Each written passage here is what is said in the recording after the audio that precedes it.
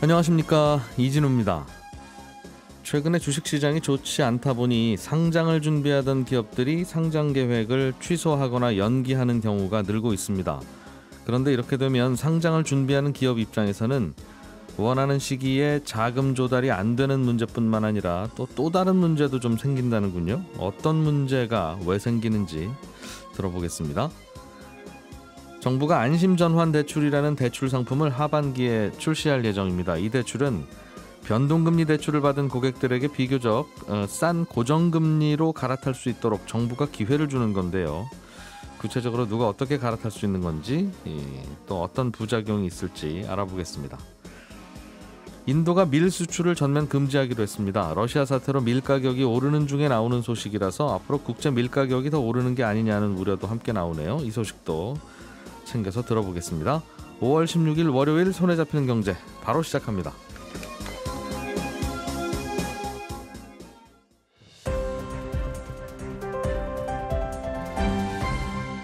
이진우의 손에 잡히는 경제. 예, 박세훈 작가, 김현우 소장, 한국경제신문 나수지 기자 세 분과 함께 복잡하고 어려운 경제 뉴스들을 가급적 쉽고 재밌게 정리해 보겠습니다. 세 분 어서 오십시오. 네, 안녕하세요. 오늘 대본에는 가급적 쉽고 재밌게라고 되어 있는 걸로 봐서 좀 어렵네요. 오늘 내용이. 안전벨트 좀 매고 들어라 그 말이죠. 네.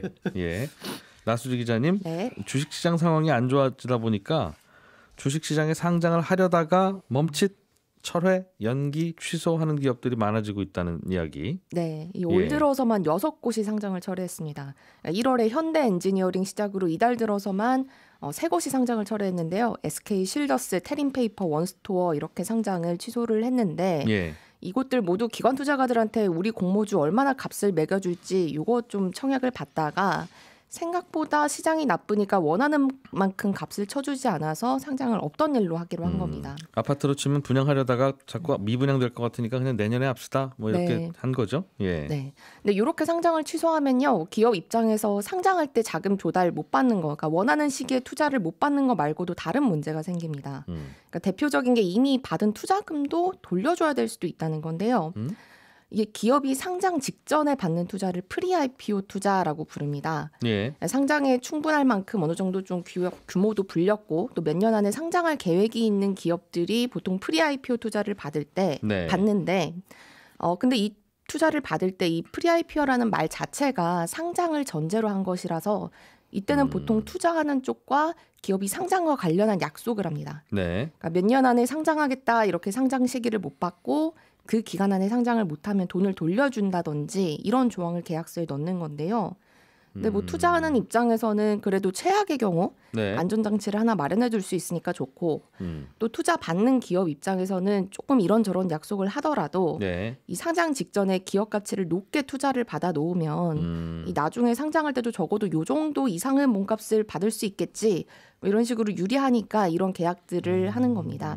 그러니까 상장하기 직전에 투자를 받는데 그 투자 조건이 만약 상장을 못하면 원금에 이자 쳐서 돌려주기 뭐 이런 거예요? 맞습니다. 그러니까 예를 들어 보면 그 11번가가 이런 계약 내용이 조금 자세하게 알려진 대표적인 사례인데요.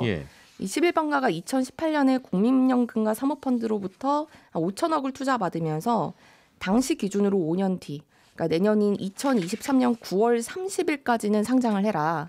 그리고 만약에 이때까지 상장을 못하면 이 투자자들한테 원금에 연 3.5% 복리 붙여서 돌려줘라. 이게 계약이 되어 있습니다. 그러니까 상장 시점 그리고 최소 수익률까지 찍어서 계약을 맺은 거죠. 이게 그럼 투자를 한 건지 돈을 빌려준 건지 모호하네요. 그렇죠? 최악의 경우 돈을 돌려준 거라면 투자라고 하면 내가 같은 배에 타서 잘 되면 같이 잘 되는 거고 잘 안 되면 같이 잘 안 되는 거가 상식적으로 그걸 투자라고 하는 건데 이건 투자는 투자인데 상황이 바뀌면 대출로 바뀌는 그런 거네요. 네, 그렇습니다. 예. 이런 식으로 계약을 해서 혹시라도 상장이 안 되거나 혹은 연기되거나 하면 돈을 이렇게 돌려줘야 되는 곳들이 많나 보죠? 네, 올해나 내년에 상장 계획하고 있는 좀 큰 기업들은 대부분 프리-IPO 투자를 받은 상태거든요. 근데 이 중에서도 가장 관심받는 곳이 지금 마켓컬리를 운영하는 컬리.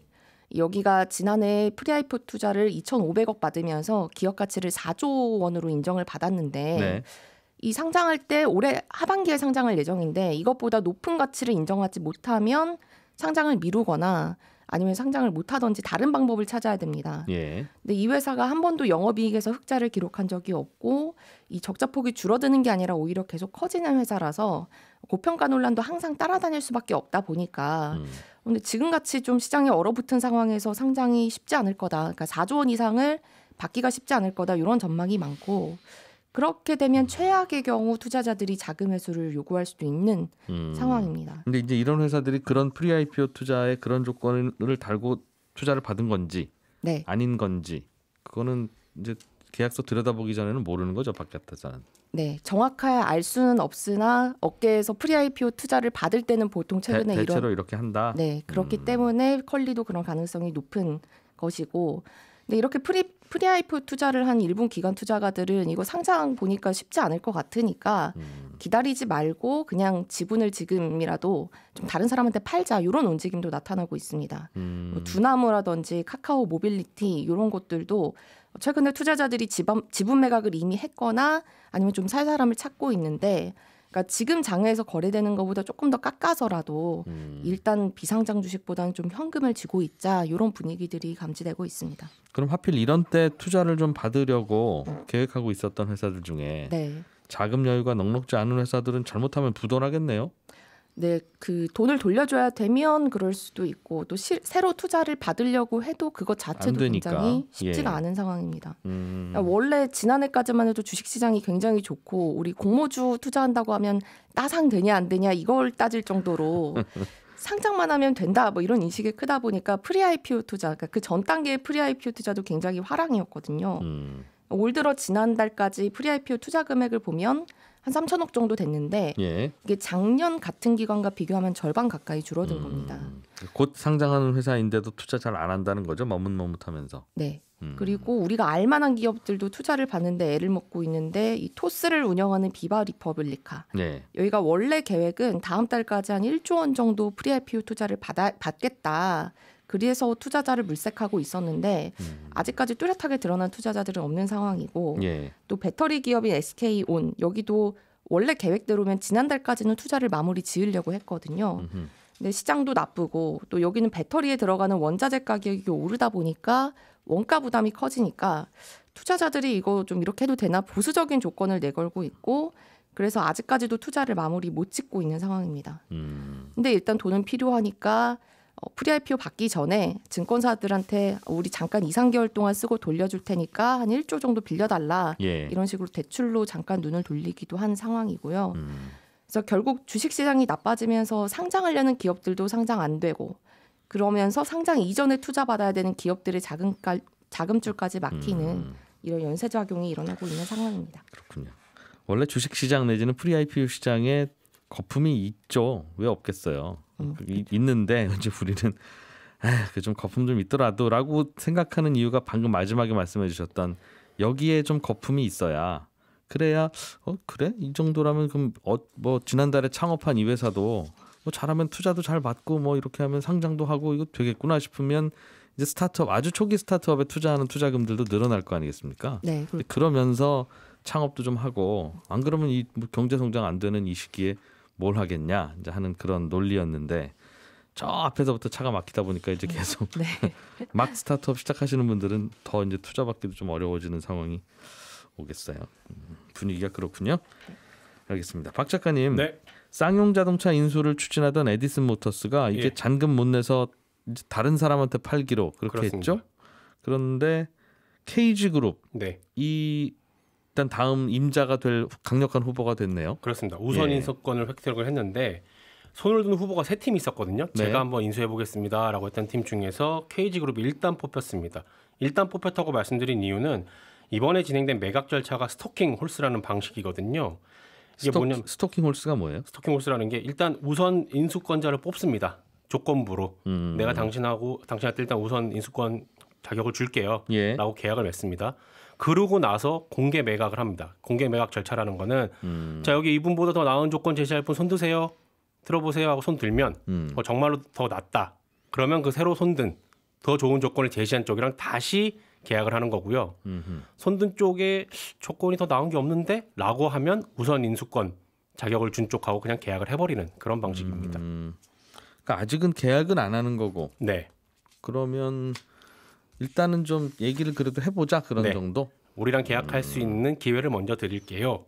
라는 겁니다. 근데 지금 현재로서는 KG보다 더 나은 업체가 없을 걸로 보인다. 그러니까 쌍용차 파는 입장에서 이렇게 고를 처지는 아닌 것 같은 느낌은 드는데 상황이 상황이 그 속내야 저희가 알 수 없습니다만 KG가 인수가 유력한 상황이긴 합니다. 그래서 6월 초에 이 절차가 마무리되면요. 8월까지 회생 계획안이라는 걸 마련을 해야 되고요. 이 회생 계획안에 채권자들이 오케이를 하고 법원이 다시 인가를 하면 쌍용차 기업 회생 절차가 마무리됩니다.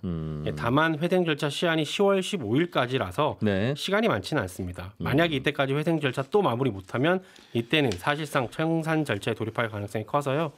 이번엔 좀 제대로 될지 관심받고 지켜봐야 할 사안입니다. 일단은 최종 면접을 본다 그럼 KG 컨소시엄이 뭘 좀 들여다보고 싶은 겁니까? 여기는 일단은 KG 컨소시엄이 채권단을 만족시킬 회생안을 과연 앞으로 내놓을 수 있느냐, 이게 지금 가장 관건이에요. 에디슨 모터스 같은 경우는 자금이 굉장히 부족했음에도 불구하고 우리가 전기차 기술력이 있으니까 이걸로 한번 승부를 보겠습니다. 라고 해서 우선 협상 대상자에 선정이 됐었는데 KG는 주로 화학 분야에서 사업을 하고 있기 때문에 자동차 제조 경험이 전혀 없거든요. 그러니까 쌍용차를 인수해서 어떻게 사업을 할지 어떻게 펼칠지 요 계획을 잘 짜야 되고 채권단이 아마 요걸 잘 들여다볼 겁니다. 그리고 쌍용차 노조가 지금 완전 고용 승계를 요구하고 있는데 요 요구를 노조랑 또 어떻게 타협을 할지 요게 남아있는 관건입니다. 박 작가님께서 준비해 오신 소식도 하나 더 보죠. 인도가 밀 수출을 하지 않기로 했어요. 나라 밖으로 밀 빼내지 마라. 그렇게 되면 국제 밀 가격이 좀 오르겠네요. 아무래도 영향이 없진 않을 겁니다. 다만 이런 점은 있습니다. 인도가 중국 다음으로 밀 생산을 많이 하는 세계 2위 밀 생산 국가인 건 맞습니다. 그런데 인도는 생산량 기준으로 보면 세계 2위이지만 수출량은 그렇게 많지가 않습니다. 그러니까 원래도 그냥 자기들이 농사지어서 자기들이 먹는 나라였다 이거죠? 그렇습니다. 대략 한 1억 한 850만 톤 정도 생산을 하는데 수출량은 700만 톤에서 800만 톤 사이입니다. 거의 수출을 안 하고 있었군요. 그렇습니다. 전 세계 물량의 한 4% 정도입니다. 그렇군요. 그러니까 수출을 별로 안 한다는 건 본인들 먹기도 부족하다. 부족한 것도 있고 수출을 하려면 어느 정도 이상의 품질을 유지를 해줘야 되거든요. 근데 인도의 수출용 밀을 보면 러시아나 우크라이나산에 비해서 품질이 낮습니다. 왜냐하면 사람이 먹는 곡물은 먼지나 뭐 모래, 돌 이런 불순물을 걸러줘야 되는데 인도는 이걸 기계로 하는 게 아니라 일일이 수작업을 하고 있습니다. 그러다 보니까 시간이 오래 걸리기도 하고 불순물 걸른 거에 대해서 결과가 그렇게 썩 좋지도 않았습니다. 그리고 밀 경작하는 과정에서 농약 남용도 문제가 됐었고요. 그리고 생산된 밀을 수출하는 물류 쪽에서도 문제가 좀 많은데 일단 수출할 수 있는 항구도 제대로 안 갖춰져 있고요. 항구 근처에 저장 시설이 있어야 되는데 이것도 잘 안 돼 있습니다. 그리고 이걸 실어 나르는 물류 체계도 잘 안 돼 있다 보니까 그런 사정이 있어서 그렇겠죠. 그 뭐 수출 좀 안 한다고 왜 그렇게 아니 험담을 하세요? 아니 험담은 아니고 전 세계적으로 다 아는 내용이 앞담화예요. 알겠습니다. 앞담합니다. 그래서 수출 경쟁력이 낮다 보니까 수출을 별로 안 하고 있었고 대부분 이제 내수용으로 쓰고 있었는데 올해 이제 러시아 사태로 국제 밀 가격이 좀 오르다 보니까 인도 정부가 좀 빠르게 움직였어요. 그래서 수출량을 좀 늘려보겠다라고 하면서 수출품 품질 개선하려고 정부가 품질 관리 감독하기로 했고요. 항구 근처에 정부 돈으로 대형 저장 시설을 건설 중이었고 열심히 밀 수출 좀 해보려던 참이었다. 그렇습니다. 수출 항도 추가로 더 개방할 계획이었어요. 그래서 전 세계적으로 그래도 러시아 사태로 안 나오는 밀 부족분을 인도에서 좀 늘리면 어느 정도 채울 수 있지 않겠나라는 기대감이 있는 상황에서 그봐요. 노력한다니까요. 그러니까요. 그런데 금지하겠다고 하니까 이게 무슨 일이야라고 되는 거죠. 또. 근데 갑자기 수출을 금지한 이유는 폭염입니다. 이 폭염 때문에 밀 수확이 제대로 안 되고 있습니다. 밀은 온도에 매우 민감하기 때문에 보통 봄밀은 본격적인 여름이 오기 전 이맘때쯤 수확을 하거든요. 근데 인도에 3월부터 갑자기 폭염이 찾아왔어요. 지난달 중순 기온을 보면 인도 중부에 있는 어느 도시 낮 최고 기온이 46.5도까지 올라가기도 했고요. 그래서 밀을 수확하는 일을 못해서 그렇습니까? 너무 더워서? 못하는 것보다는 그 3월은 생육기이기 때문에 이때 아주 고온에 노출이 되면 밀알이 쪼그라듭니다. 그러니까 생산량이 줄 수밖에 없는 거죠. 그래서 평년보다 수확량이 25%에서 50%까지 감소할 것 같다라는 전망이 이달 초에 나왔었거든요. 그러니까 수출하지 말아라. 그렇습니다. 우리 먹고 살기도 힘들 것 같다 이번 올해는. 그러면서 금지를 시켰습니다. 인도의 밀 이야기. 그리고 하나만 더 말씀을 드리면 사실 우리나라는 미국산 밀을 많이 쓰거든요. 수입하는 걸 절반이 미국산인데 미국이 지금 작황이 굉장히 안 좋습니다. 가뭄 때문에. 잘 생각해 보면 작년 봄에 미국에서 본밀 수입이 잘 안 되다 보니까 네. 작년 연말에 제분사들이 밀가루 가격이 확 올렸고 한 10% 정도 올렸거든요. 올해도 사실 우리는 인도산보다는 미국산의 영향을 많이 받는데 네. 올해도 미국의 본밀 생산량이 좀 줄 것 같습니다. 작년보다. 그래서 우리나라 밀 가격은 하반기에 가면 조금 오를 가능성이 높습니다. 이렇게 밀이 부족하면 이제 선착순이 아니라 돈 많이 주겠다는 사람 순으로 나눠주잖아요. 그렇습니다. 원래 뭐 시장 경제의 룰이긴 한데 그러다 보니까 돈이 부족한 분들은 못 먹는 거예요. 밀 같은 거. 그죠? 그래서 이제 생계 저소득 문제인데. 국가들 같은 경우에는 생계가 더 위험해지기도 하죠. 김현우 소장님. 네. 안심 전환 대출이라는 게 하반기에 나온다. 네, 그렇습니다. 근데 이게 뭐 좀 논란이 꽤 있는 것 같아요. 뭐예요? 일단 무슨 대출이에요? 이게? 네, 이게 이제 처음 나온 건 아니고 3년 전 딱 요맘때쯤에도 나왔었던 상품입니다. 발표가 됐었는데 변동금리 대출을 일정 요건 충족하는 분들에게 장기 10년에서 30년짜리 고정금리 대출로 바꿔주는 그런 상품입니다. 지금도 변동금리 내고 있는 분들은 은행 가서 대출 갚기로 하고 네. 고정금리로 갈아타면 갈아탈 수 있잖아요. 갈아탈 수 있는데 그게 이제 은행 상품 같은 경우는 혼합형 5년만 고정이고 나머지 변동 상품이거나 뭐 정책자금 대출 중에서는 보금자리론 같은 게 있는데 그것도 이제 조건을 충족을 해야 되죠. 그런데 이렇게 나오는 건 이제 보금자리론보다 조금 더 조건은 까다롭지만 보금자리론보다는 금리가 좀 낮은. 이자가 싼. 더 이자 싸면 뭐 대출이면 그러면 됐죠. 뭐 제일 좋죠. 네, 그렇죠.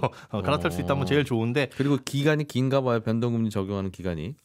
고정금리 기간이. 고정금리 적용하는 기간이. 그냥 장기 고정입니다. 10년에서 최장 30년까지 바뀌지 않는 금리라서. 시중에 잘 없는 고정금리 상품을 정부가 떼어다가 나눠주겠다는 거군요. 네, 이제 은행이 이미 판매된 상품을 그렇게 바꿔주겠다라는 건데 네. 물론 아무나 다 바꿔주는 건 아니고 현재까지는 우대형에 대한 기준만 나와 있어요. 그러니까 좀 저소득층 또 저가 주택에 대해서 먼저 지원을 하겠다라는 건데 주택 가격은 뭐 4억 원 이하부터 순차적으로 가장 싼 주택부터 지급을 하고 그다음에 소득 기준은 부부 합산 7천만 원, 또 대출 한도는 2억 5천만 원까지 해주는데 금리는 보금자리론보다 0.3%포인트 낮은 수준, 그러니까 3.8에서 4.1 정도 예상하는데 이건 이제 우대금리 적용 못 받은 거고 우대금리 적용받으면 한 1.2%포인트 정도 최대로 낮춰질 수가 있습니다. 이거 공급 규모를 보면은 올해는 20조 원, 그리고 상황을 봐서 내년에 금리나 뭐 수요 이런 것들을 예측해서 봐서 이제 20조 원을 추가적으로 바꿔주겠다. 네. 이자율이 어느 정도라고요? 고정금리가?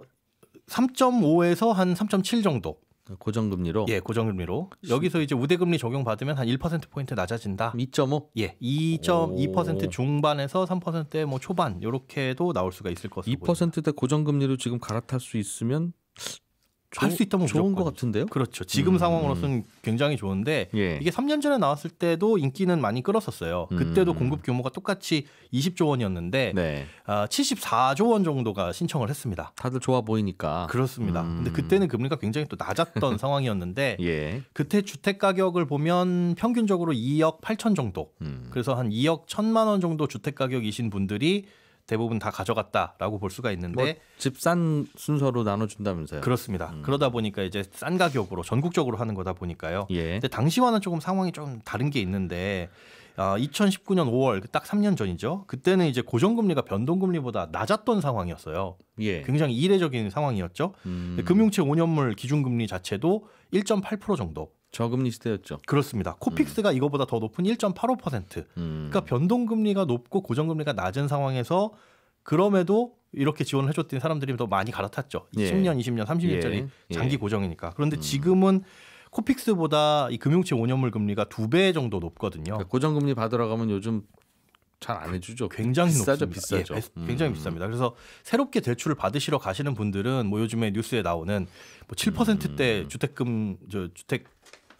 대출 나온다. 이 주담대가 나온다라고 얘기할 수 있을 정도로 굉장히 높은데 이거는 거의 뭐 절반 3분의 1 수준으로 대출을 받을 수가 있다 보니까 인기를 끌 수는 있을 것 같은데 당시에도 이게 나왔을 때 논란이 됐었던 게 뭐냐면 이제 시중에 MBS를 많이 발행을 하다 보니까 시중금리가 올라갈 것이다라는 우려들도 있었고 이에 대해서 이제 주택금융공사는 뭐 반박의 보도자료를 낸 적도 있었어요. 그런데 실제로 영향을 얼마나 미쳤느냐는 판단을 하기가 어렵기는 하지만 아무래도 채권 시장에 영향을 미칠 가능성은 있습니다. 이게 그러니까 은행들한테는 야 너희들이 돈 빌려줬던 변동금리 대출 다 되돌려줄게 받아가.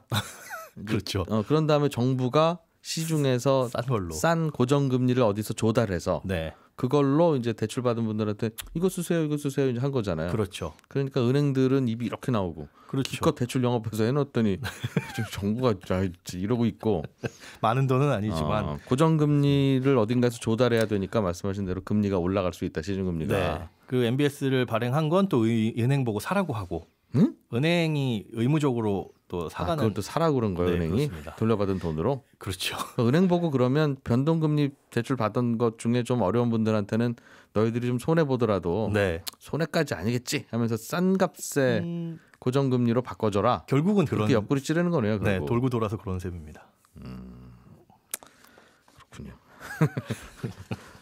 은행들은 별로 또 안 좋아하는. 예. 그런데 이제 하반기 금리 상황이 어떠냐에 따라서 달라질 수도 있으니까 요거는 그때 다시 한번 판단하실 수 있도록 전해드리겠습니다. 시간이 많이 남지는 않았는데 네. 3기 신도시 개발이 예정보다 더 늦어질 것 같다는 소식이 있어서 네, 왜 그런 건지 좀 알고 넘어가야 될 것 같아요. 올해 초까지 사전 청약 받고 예. 빠르면 내년 말에 본 청약 시작해서 2026년에 입주하겠다라는 게 계획이었는데 왜 늦어져요? 토지 보상이 가장 큰 이유입니다. 지금 3기 신도시 잘게 찢어보면 13곳, 크게 보면 9곳인데 토지 보상이 완료된 곳은 한 곳이고요.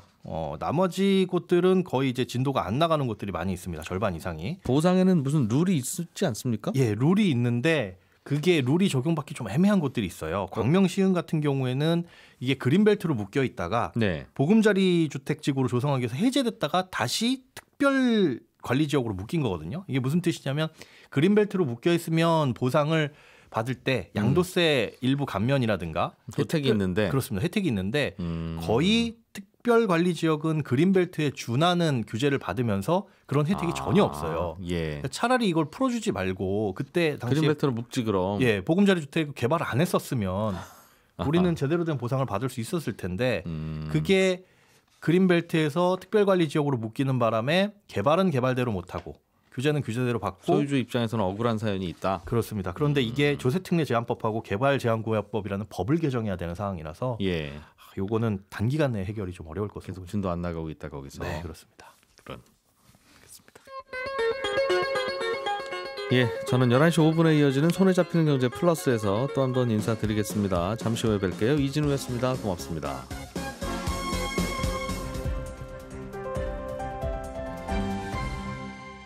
경제를 생각하는 사람들의 즐거운 습관. 이진우의 손에 잡히는 경제.